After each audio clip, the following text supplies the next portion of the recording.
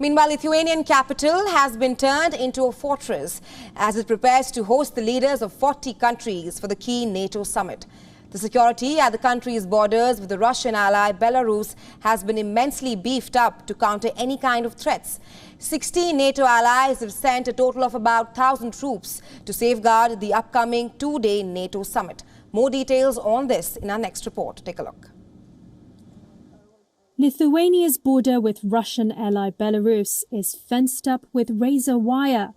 NATO has turned Vilnius into a fortress, aiming to protect US President Joe Biden and other alliance leaders as they meet there next week.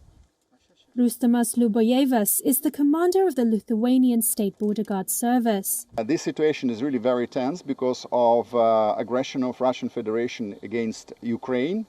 So it's already on a very, very high level. 16 NATO allies have sent a total of about 1,000 troops to safeguard the July 11th to the 12th summit. Many are also providing advanced air defense systems, which the Baltic states lack.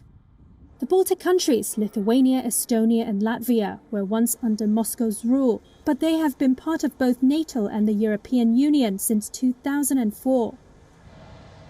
The countries all spent above 2% of their economies on defense, a larger share than most other NATO allies. But for the region with total population of about 6 million people, this is not enough to sustain large militaries, invest in their own fighter jets or advance air defense.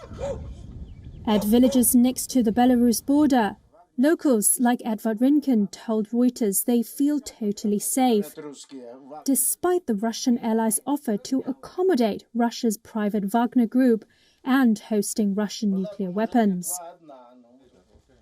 Thousands of Middle Eastern migrants have crossed at the Belarus border in 2021 in an effort Lithuania and the European Union said was orchestrated by Minsk. Minsk has denied the allegations. The numbers have since subsided. Border checks on Lithuania's European Union borders with Poland and Latvia were reintroduced for the summit. The mayor of Vilnius has suggested citizens go on holiday outside the city if they want to avoid disruption, as large parts of central Vilnius will be closed off for the summit.